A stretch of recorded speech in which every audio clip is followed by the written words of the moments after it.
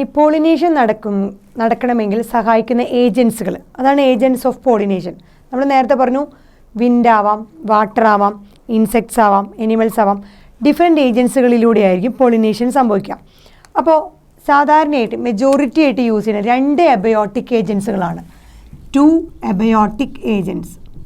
Abiotic എന്ന് പറഞ്ഞാൽ life ഇല്ലാത്തത്.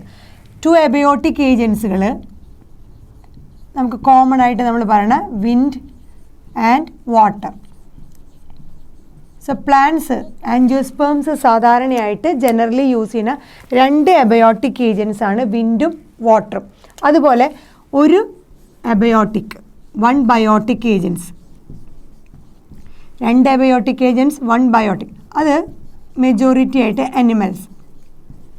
ഇത് രണ്ടുമാണ് സാധാരണയായിട്ട് പോളിനേഷൻ അച്ചീവ് ചെയ്യാനായിട്ട് പ്ലാന്റ്സ് യൂസ് ചെയ്യുന്ന എക്സ്റ്റേണൽ ഏജൻറ്റ്സ്. 2 എബയോട്ടിക് ഏജൻറ്റ്സ് വിൻഡും വാട്ടറും, ഒരു ബയോട്ടിക് ഏജൻറ്റ് എന്ന് പറയണമെങ്കിൽ ഏതെങ്കിലും അനിമൽസുമാണ് പോളിനേഷൻ അച്ചീവ് ചെയ്യാനായിട്ട് യൂസ് ചെയ്യുന്നത്. സോ മെജോറിറ്റി ഓഫ് പ്ലാന്റ്സും, കൂടുതലും പ്ലാന്റ്സ് യൂസ് ചെയ്യുന്നത് ഈ ഒരു കാറ്റഗറിയാണ്. മെജോറിറ്റി ഓഫ് പ്ലാന്റ്സും യൂസ് ചെയ്യുന്നത് ബയോട്ടിക് ഏജൻറ്റുകളാണ്.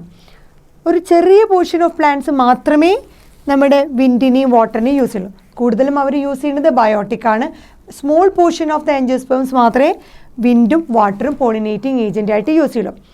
എന്താണെന്ന് വെച്ചാൽ ഈ വിൻഡും വാട്ടറും എന്ന് പറയുന്നത് എബയോട്ടിക് ആയിട്ടുള്ള ഏജൻസ്, ജീവൻ ഇല്ലാത്ത വസ്തുക്കളാണ്. അപ്പോൾ ആ ഏജൻറ്റുകൾ വഴിയുള്ള പോളിനേഷൻ എന്ന് പറഞ്ഞാൽ ഒരു ചാൻസ് ഫാക്ടറാണ്. ഈ പോളൻ ഗ്രെയിൻസ് ഷെഡ് ഔട്ട് ചെയ്യുന്ന ആന്തറിൽ നിന്ന് വരുന്ന പോളൻ ഗ്രെയിൻസ് സ്റ്റിഗ്മയായിട്ട് കോൺടാക്റ്റിൽ വരാനുള്ള സാധ്യത വളരെ കുറവാണ്.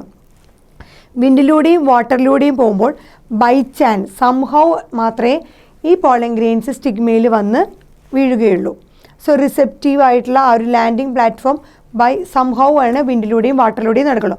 സോ ഈ ഒരു കേസിൽ വിൻഡിൻ്റെയും വാട്ടറിൻ്റെയും കേസിൽ എബയോട്ടിക് ഏജൻസിൻ്റെ കേസിൽ pollen grains coming in contact with stigma, pollen grains സ്റ്റിഗ്മയായിട്ട് കോണ്ടാക്ട് ചെയ്യാനുള്ള സാധ്യത ഒരു ചാൻസ് ഫാക്ടർ മാത്രമാണ്. സോ വളരെ ചിലപ്പോൾ നടക്കാം, ചിലപ്പോൾ നടക്കാതിരിക്കാം.